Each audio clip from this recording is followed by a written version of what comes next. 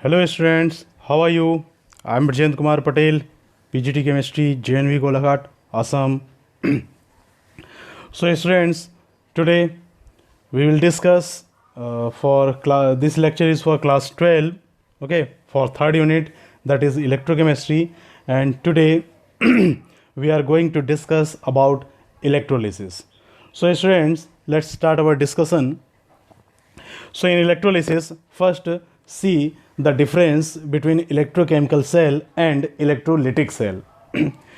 Students, we have studied about Daniell cell. In Daniell cell, when there is a flow of current, it means because of chemical reaction, zinc is oxidizing and copper is getting reduced. So due to chemical reaction, electricity is produced. So such type of cells, what are electrochemical cell? A cell in which chemical reaction causes the production of electricity. For example, Daniell cell. In Daniell cell, you know what happens? Zinc and copper. We take zinc and copper, so they react to form zinc ion and copper atom. So here, due to this reaction, electricity is produced.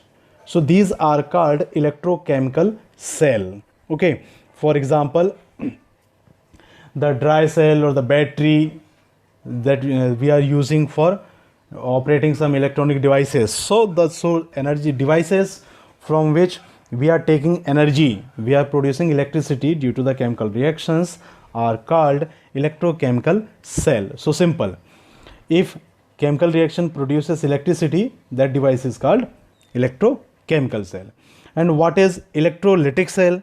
So electrolytic cell, it means a cell in which passing of current causes chemical reaction. So the difference between these two, these are just opposite. In electrochemical cell, chemical reaction produces electricity. Okay. Electrolytic cell, electricity, it causes chemical reaction. Means in class 10 we have studied about the electrolysis of aqueous NaCl and molten NaCl. So if electricity is passed in aqueous solution of sodium chloride, then we form sodium hydroxide, hydrogen and chlorine. So here, due to passing the current, this reaction is taking place. So that's why these such type of devices are known as electrolytic cell. So in both cells, direction is different. Direction is different means in electrolytic cell, electrochemical cell, we are supplying energy from outer source to cell. In electrochemical cell, electricity, it is supplied from cell to outer source, while electrolytic cell, from outer source current is supplied to cell. Okay, so these are two different types of cell. So in electrolytic cell, the term is lytic. Lytic is made by lysis. Lysis means breakdown, and breakdown due to electricity. So simple, if you pass electricity, the compound will get decomposed, okay, or it will break down. So such type of devices are known as electrolytic cell. So now see what happens if we pass the electricity in different types of solutions. So what electrolytic cell, to explain the electrolysis, will take the example of refining of copper. So in class 10 you have studied, here you can see the diagram in which the blue colored copper sulfate solution we have taken here. One is cathode, that is negative charge, second is anode, that is positive charge, and solution is acidified copper sulfate. It is taken in a tank.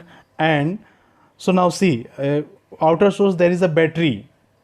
So from battery, positive end is connected with anode and negative end is connected with cathode. While in electrochemical cell, we have seen that anode, it is negatively charged while cathode is positively charged. So both are different. In case of electrochemical cell, anode was negative, but electrolytic cell, anode is positive. So what happens in this reaction in such type of cell? Here the battery, it is used. Okay, so we are supplying energy, we are supplying current from battery to solution. Why these electrodes? So what happens? So now see here, chemical reaction at anode. Anode is positively charged. So at anode, which is made by impure copper, here you can see this anode is made by impure copper, because we are going to purify copper. So at anode which reaction takes place? Here copper, it converts into Cu2 plus ion, means oxidation take place. And I told you that at anode always and always oxidation reaction will take place. So in this case, copper atom from electrode, they are converting into copper ion. So when they convert into copper ion, they go to solution. So here you can see the arrow.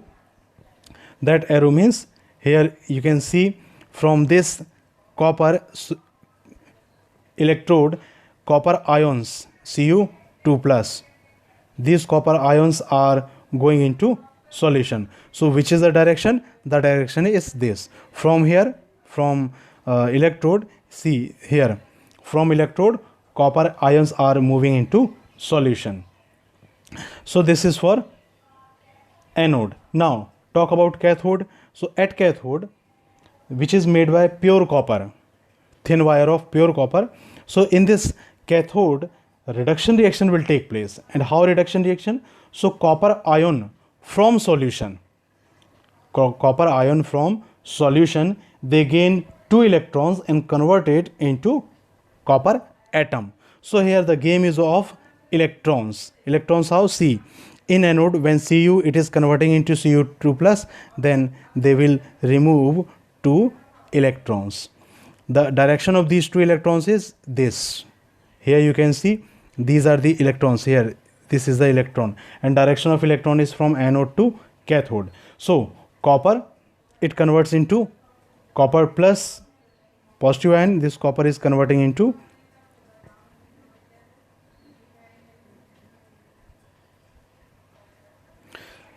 Cu, is converting into Cu2 plus, and 2 electrons are ejecting. Now at anode, this Cu2 plus, it will gain 2 electrons. So it will reduce to copper atom. This is the chemical reaction which is taking place in this cell. And in this cell, the electrode we are using is, the electrolyte we are using is acidified copper sulfate. So this acidified copper sulfate provides the copper ions in solution. So what is the actual reaction? The actual reaction is from anode, copper ions, they go into solution. From solution, copper ions, they convert into atom and deposit at cathode. So it's an indirect reaction. From copper's ion, they are moving from anode to solution and from solution to cathode. Okay, now electrolyte is copper sulfate. And after the refining means we have taken an impure copper at anode. So impure copper, so out of impure copper, they are deposited at cathode. So the remaining impurities, it will settle down in the bottom near anode. So this impurity is known as anode mud. So this is the refining of copper. Here the ultimate concept is, by passing electricity, the chemical reaction takes place. So that's why such type of devices, such type of cells are known as electrochemical cell. Now see what is next. In next, Faraday's laws of electrolysis means, now here the one question is, okay, by passing electricity, the chemical substances or the chemical compound, it can decompose into its simpler substances. But here the question is, how much electricity should be passed into solution, for how much time it should be passed, and how much amount of product will be deposited, or if it is gas then it will be released. So to predict the amount of product and to calculate the requirement of electricity, requirement of current, requirement of charge, there are some laws which were given by Faraday. So these are known as Faraday's laws. So see students, in Faraday's laws, first law, the amount of chemical reaction which occurs at any electrode during electrolysis by a current is proportional to the quantity of electricity passed through the electrolyte. It means, अब देखिए इसमें क्या करना है हमको,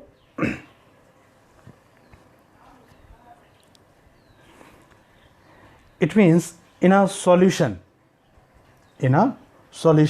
if we pass electricity, then the amount of product which is formed is directly proportional to the charges or directly proportional to the quantity of electricity. It means, suppose here see, this W is a amount of product which is formed.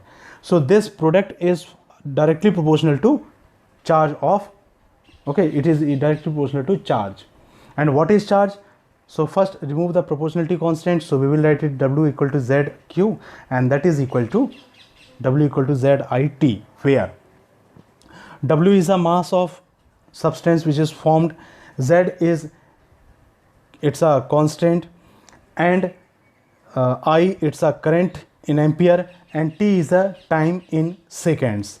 So here see, for example, Ag plus, if we reduce it, it will convert into Ag. Then how much charge is required here? So what is the meaning of charge? Simple सा देखो, इसमें कितना product बनेगा ये किस पर depend करेगा? तो सिंपल सा है, जितना देर हम करंट पास करेंगे, जितना टाइम तक करंट पास करेंगे उतना ही ज़्यादा प्रोडक्ट बनेगा. सो इसका मतलब मास किस पर डिपेंड कर रहा है? मास ऑफ प्रोडक्ट ये डिपेंड कर रहा है कि हम कितना करंट उसमें पास कर रहे हैं. सो करंट मतलब क्या? Charge. Charge is equal to IT. Okay, in physics you have studied what is current.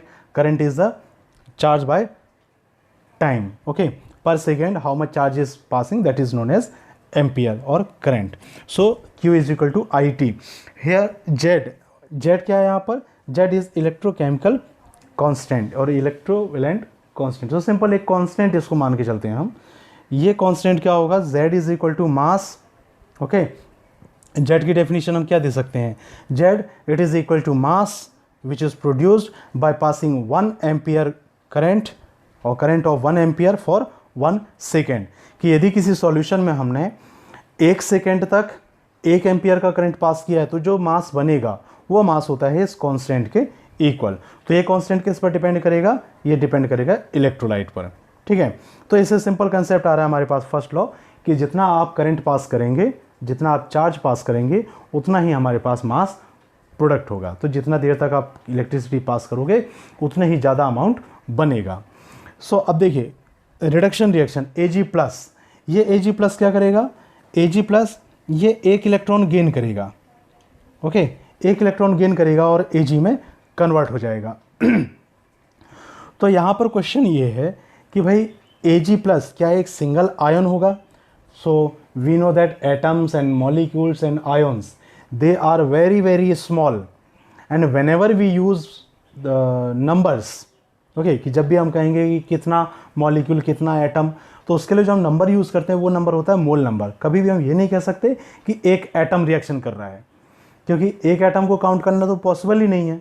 इतना छोटा एटम, द एटम और molecules they are so small that we can't count them.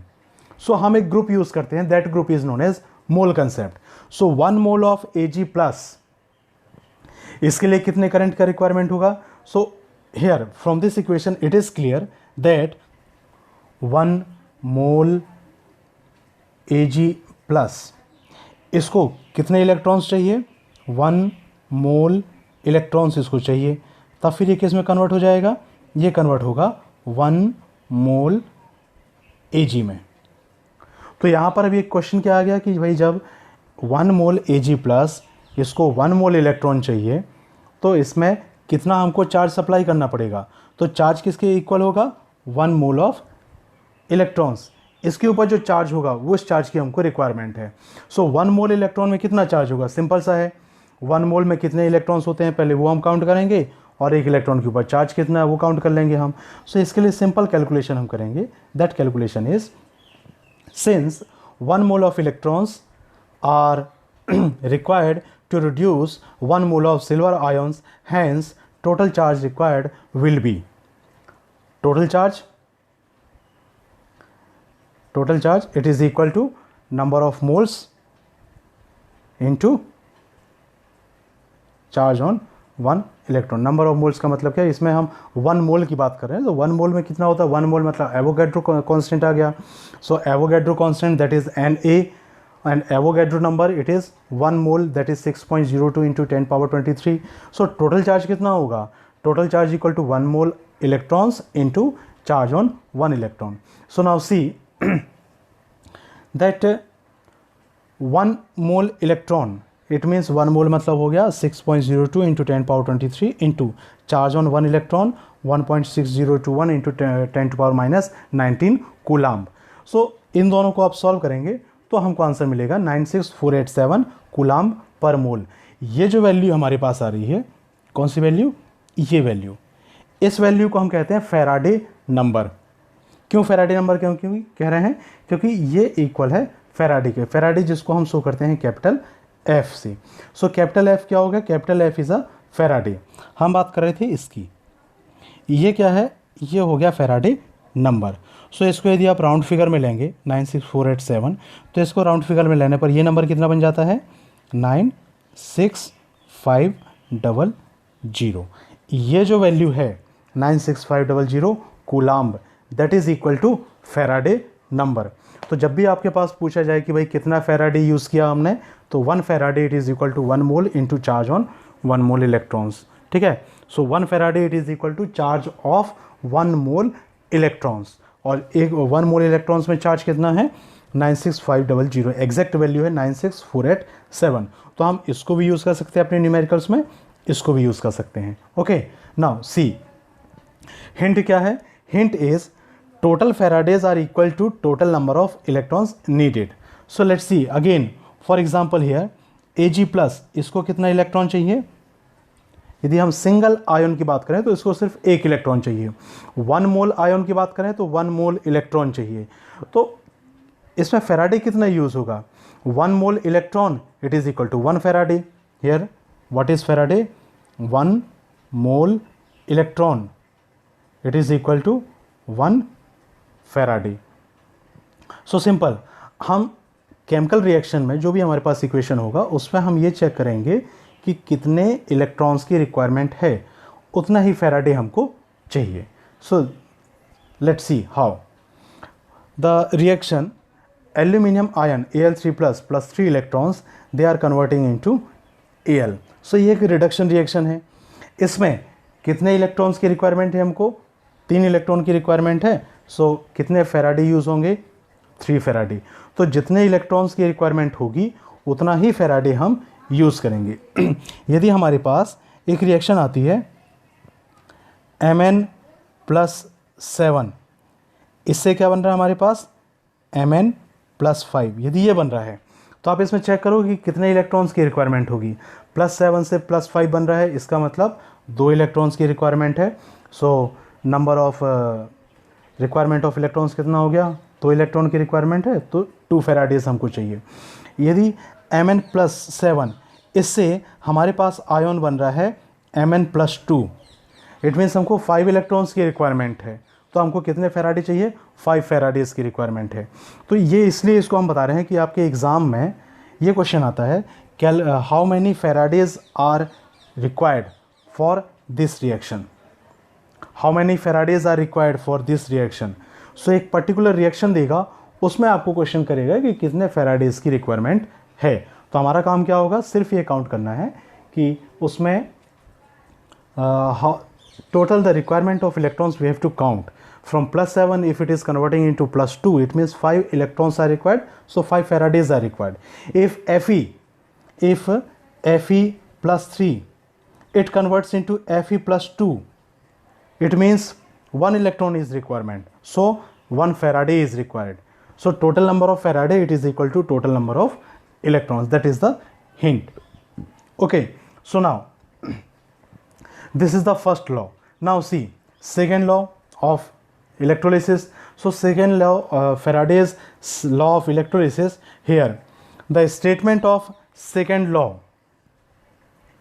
it is the amount of different substances liberated by the same quantity of electricity passing through the electrolytic solution are proportional to their chemical equivalent weight.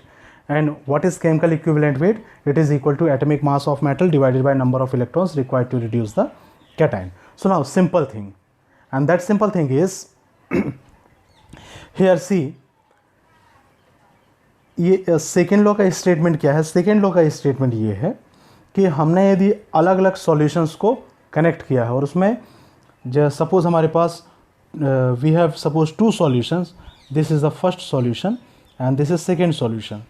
If in these two solutions same amount of electricity, I1 is equal to I2, means for this I1, for this I2. So if I1 is equal to I2, same amount of electricity it is passed for same time. Same time means T1 it is equal to T2. For example, here for 5 seconds we are passing electricity, so again here 5 seconds we are passing electricity. So we have taken two different solutions, and these two different solutions, these are, suppose first solution is copper sulfate and second solution is of silver nitrate. So we have two different solutions, copper sulfate and silver nitrate. So for these two solutions, if the same amount of electricity is passed for the same time, then the mass of the product means mass of copper, because from copper sulfate product क्या मिलेगा, copper sulfate में हमको product will be copper. So the mass of copper, it is directly proportional to equivalent mass of copper, and the mass of silver, it is directly proportional to equivalent mass of silver. And what is equivalent weight? That equivalent weight is equal to atomic mass of metal divided by number of electrons. So in case of copper, so here we have taken copper sulfate. So this copper sulfate, it is converting into Cu. So see here, the mass of copper, this mass is what? This mass is 65 point something. So this is the atomic mass of copper divided by the number of electrons. So in copper sulfate, Cu is in Cu2 plus form, and here Cu2 plus is converting into Cu, means the requirement of electron is 2. So we will divide it by 2. So this will be the answer, that is 32.5. So equivalent mass क्या होगा? Equivalent weight or equivalent mass, it is equal to atomic mass of metal divided by number of electrons. In case of silver nitrate, AgNO3, so AgNO3 किस में convert होगा? Ag में. So इसके लिए equivalent weight कितना होगा? The atomic mass of silver, it is 107 divided by the number of electrons. So here Ag is in single plus, it is minus, so 1 electron is required. So here 107 divided by 1. So the mass of the product, it is directly proportional to their equivalent weight. So now see, next, when W is directly proportional to E, so for two solutions, if we take two solutions, then W1 by W2, it is equal to E1 by E2. Okay, this is a simple mathematical, because W directly proportional to E, it means what? W directly proportional to E. So if it is W1, it will be E1. If it is W2, it will be E2. So this is the relation. Okay, this is the statement of second law. So why we are using second law? Because these two solutions, they are connected in a their connection is a series combination. So हम इसमें करना क्या, दो solution में हमको relation देखना है कि दोनों सॉल्यूशन के लिए हम करंट सप्लाई करेंगे तो क्या होगा. So this is the second law of electrolysis. Now see, next we are going to see the products of electrolysis. So products of electrolysis मतलब अब हम ये प्रेडिक्ट करने जा रहे हैं कि जब हम किसी भी कंपाउंड का या उसके सॉल्यूशन का इलेक्ट्रोलिसिस करेंगे तो क्या प्रोडक्ट बनेगा. सो उस प्रोडक्ट को कौन डायरेक्ट करेगा, डिटरमाइन कौन करेगा कि कितना प्रोडक्ट बनेगा, कैसा प्रोडक्ट बनेगा. तो उसके लिए हमको दो फैक्टर पे काम करना है. पहला फैक्टर है nature of electrode. Nature of electrode से मतलब ये है कि हमने यदि एक सॉल्यूशन में इलेक्ट्रोड्स, इनर्ट इलेक्ट्रोड यूज़ किया, लाइक इनर्ट इलेक्ट्रोड मतलब कौन सा हो गया, like platinum, gold, silver, these are the noble metals, ये रिएक्शन नहीं करती हैं. सो यदि हमने नोबल मेटल्स को यूज़ किया है तो वो इलेक्ट्रोड रिएक्शन में पार्टिसिपेट नहीं करेंगे. तो रिएक्शन किसके बीच होगी, सिर्फ और सिर्फ सॉल्यूशन की होगी. सॉल्यूशन और इलेक्ट्रिसिटी में कनेक्शन होगा. फॉर एग्जांपल, यदि हमने ये लिया हुआ है नेचर ऑफ इलेक्ट्रोड में, ये लिया हमने एक सॉल्यूशन, इसमें ले लिया कॉपर सल्फेट, और यहाँ पर जो इलेक्ट्रोड हम ले रहे हैं ये इलेक्ट्रोड हो गया जिंक. तो अब इसमें कंडीशन क्या बनेगी, zinc is more reactive than copper. You know zinc is more reactive than copper. So ये जिंक भी रिएक्शन में पार्टिसिपेट करेगा। और जब जिंक रिएक्शन में पार्टिसिपेट करेगा तो जिंक का क्या होगा, जिंक का होगा पहले oxidation, Zn it will convert into Zn2+, और फिर Zn2+। अब सॉल्यूशन में क्या आ गए, अब सॉल्यूशन में मिल गया हमको Cu2+ और Cu2+ एंड Zn2+। तो अब इन दोनों के बीच में कंपटीशन स्टार्ट हो जाएगा। तो हमारे पास सिर्फ हमें कॉपर चाहिए था, लेकिन अब जिंक भी मिलेगा। तो नेचर ऑफ इलेक्ट्रोड कैसे डिफाइन इस प्रोडक्ट ऑफ इलेक्ट्रोलिसिस को अफेक्ट करेगा। If the electrodes are reactive, so they will alter the product of electrolysis. If the electrodes are inert, or these are made by platinum, silver, gold, so they will not participate in reaction, so they will not affect the product of electrolysis. Second is standard electrode potential. So standard electrode potential, here we have 2 points. First point is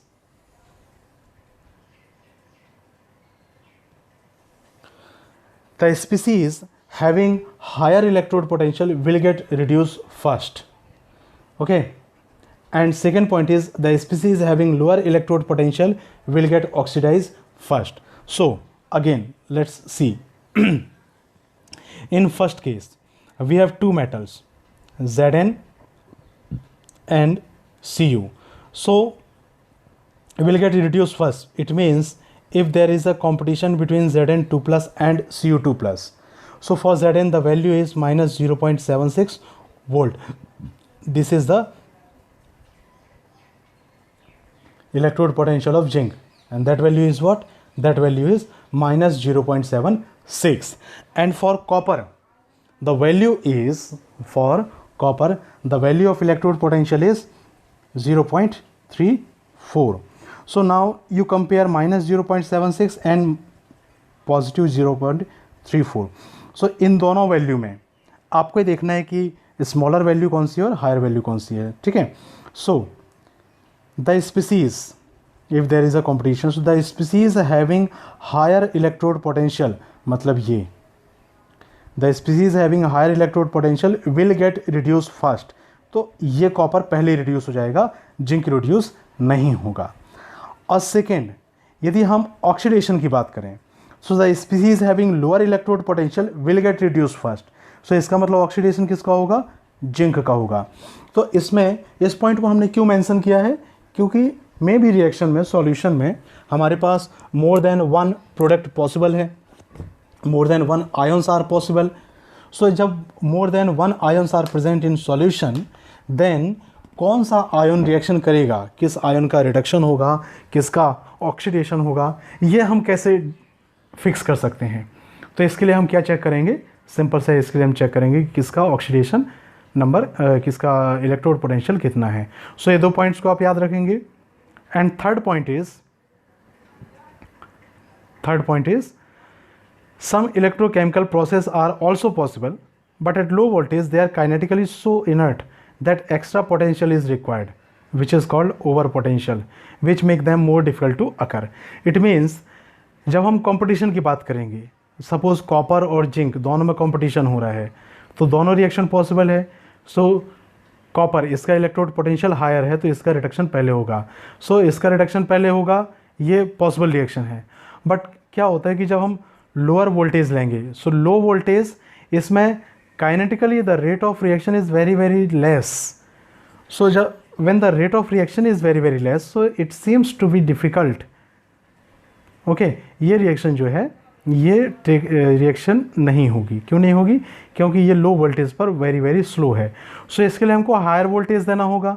higher voltage जो हमको extra potential हम दे रहे हैं, उसको हम कहते हैं over potential. So normally जब हम काम कर रहे हैं, नॉर्मली काम करने पर एक रिएक्शन पॉसिबल है पर वो काइनेटिकली स्लो है। तो हम यदि उसी टेम्परेचर की, उसी पोटेंशियल की बात करेंगे, तो उसमें जो सेकंड ऑप्शन है वो कंप्लीट हो जाएगा। क्योंकि फर्स्ट वाला क्या है? फर्स्ट वाला स्लो है, सो सेकंड वाला सेकंड विल विन। सो इसमें ये तीन फैक्टर हैं जो कि प्रोडक्ट ऑफ इलेक्ट्रोलिसिस को फिक्स करेंगे। सो अब सी नेक्स्ट, अब हम देखते हैं some examples.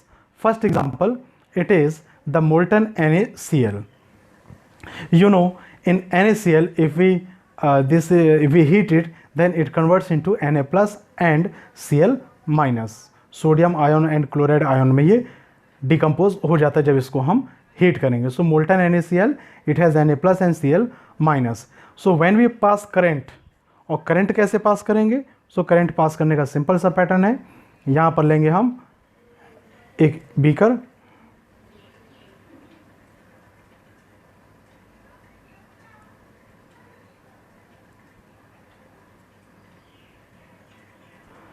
Okay. So molten NaCl में हम क्या करेंगे? Na प्लस इलेक्ट्रॉन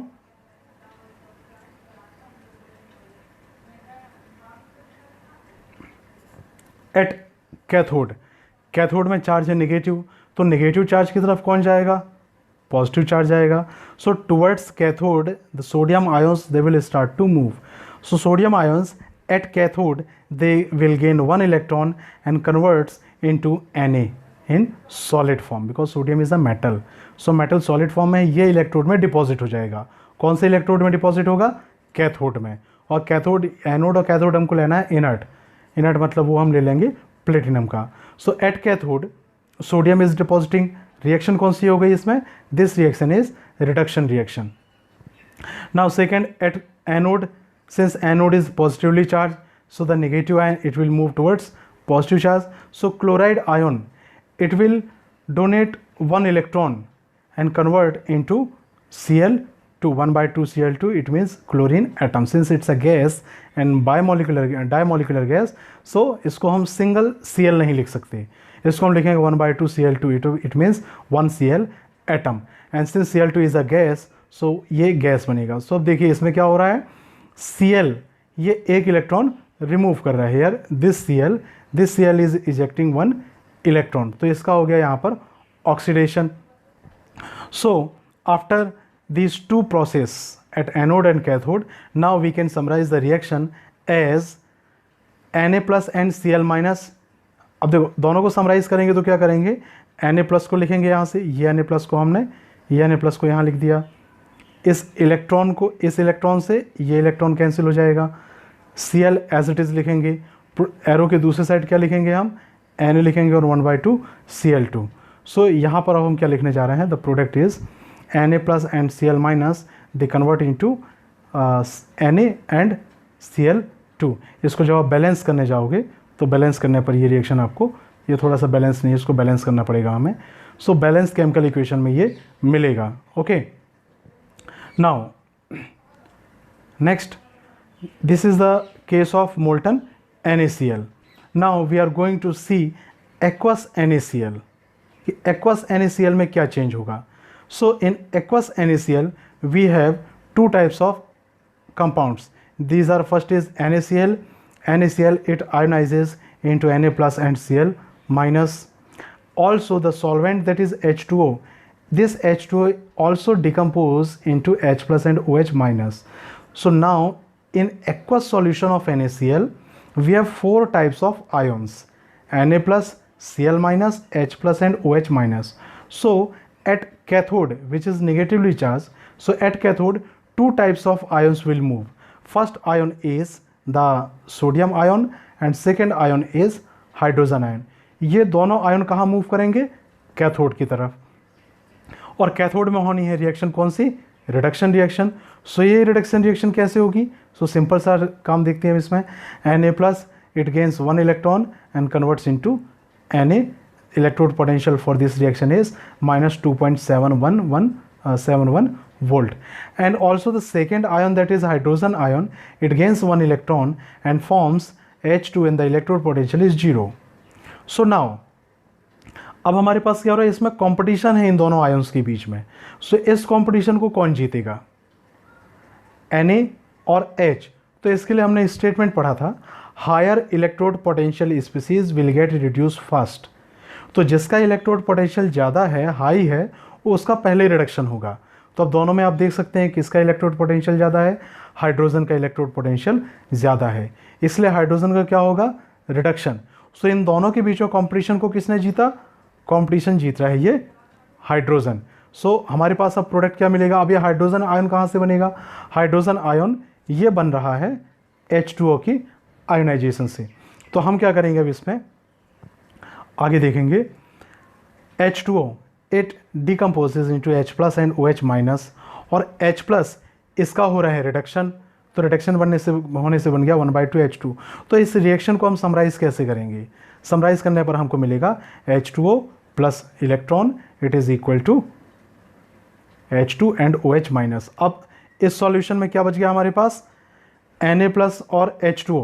अब हम ये देखें कि कंपटीशन किसके बीच हुआ था? Na प्लस और H2O के बीच हुआ था। तो प्रोडक्ट क्या बन गया हमारे पास? H2 प्रोडक्ट बन गया और OH माइनस। तो H2 तो गैस है, ये गैस निकल जाएगी। अब सॉल्यूशन में क्या बचेगा? OH बचेगा सॉल्यूशन में और Na प्लस बचेगा, क्योंकि जब कंपटीशन हुआ था ये तो बन गया गैस, गैस बन के निकल गई, ये हमारे पास सॉल्यूशन में रह गया। और यहाँ पर इन दोनों के बीच कंपटीशन में जीत किसकी हुई? H प्लस की। सो ये Na प्लस ये अभी भी सॉल्यूशन में रहेगा। तो हमारे पास सॉल्यूशन में क्या क्या हो गया? सॉल्यूशन में हमारे पास Na प्लस है और OH माइनस है, और एक प्रोडक्ट कौन सा हो गया? H2। तो हमारे पास 3 प्रोडक्ट हैं, H2, OH माइनस और Na plus. So now see next is at anode, which we have 2 possible reaction. First, chloride, it can donate 1 electron, okay, so the electrode potential is 1.36 volt, and the H2O, it may oxidize into O2 H hydrogen ion. These 4 H plus ions, these are used where? So we use these 4 hydrogen ions, these 4 hydrogen ions here. So the product is left, that is only this O2. So this reaction has electrode potential 1.23 volt. So here now we have 2 reactions and there is a competition between these 2 reactions. So who will win the race? Here the statement is lower E0 species will get oxidized first. इसका मतलब जिसका electrode potential कम होगा वो reaction होगी। सो इसमें आप देख सकते हो कि H2O इसका ऑक्सीडेशन, इसके लिए इलेक्ट्रोड पोटेंशियल 1.23 वोल्ट है जो कि लोअर है, तो ये रिएक्शन पॉसिबल होनी चाहिए। तो इन दोनों में से रिएक्शन कौन सी होगी? Second number. But laws of product of electrolysis को अफेक्ट कौन कौन करता है? तो उसमें एक थर्ड पॉइंट हमने लिखा था, थर्ड पॉइंट हमने देखा, and the third point was some reactions are kinetically so slow at low voltage. The reactions they may take place but they are so slow that they will not take place. So in such conditions extra potential is required. So here the condition is, and what is the condition? Since the second reaction, that is H2O and O2, this is kinetically so slow that to proceed this reaction over potential is required. As a result, at low voltage oxidation of chloride ion takes place. तो इन दोनों reaction में as per rules lower electrode potential वाली reaction होनी चाहिए थी, लेकिन low voltage पे ये नहीं होगी, तो इसलिए लो वोल्टेज पे कौन सी रिएक्शन होगी? फर्स्ट वाली रिएक्शन, तो क्लोरीन रिएक्शन, ये रिएक्शन होगी। तो क्लोरीन का प्रोडक्ट क्या है? Cl2। तो अब देखो हमारे पास कितने प्रोडक्ट्स मिल रहे हैं। सबसे पहला कंडीशन जो हमारे पास बनी थी, उस कंडीशन में Na प्लस और H प्लस के बीच में कॉम्पिटिशन हुआ था, उसमें H प्लस रेस जीत गया, मतलब प्रोडक्ट कौन सा बना? H2। Na प्लस ये सॉल्यूशन में रह गया, OH माइनस ये बच गया OH माइनस, और एक और प्रोडक्ट बन गया। ये प्रोडक्ट कौन सा हो गया? अब ये प्रोडक्ट बन गया Cl2 गैस। तो हमारे पास 4 प्रोडक्ट हैं, H2, Cl2, Na प्लस और OH माइनस। Na प्लस और OH माइनस को ऐड कर दें तो ये बन जाता है NaOH। तो एक्वस NaCl के प्रोडक्ट कौन कौन से हो गए? H2, Cl2 और NaOH. These are the products of electrolysis of aqueous NaCl. So ultimately we can summarize the reaction as NaCl plus H2O. If we pass electricity, then they will form Na plus OH minus Cl2 and H2. These are the products of electrolysis of aqueous NaCl. Okay students, so that's all for today's discussion.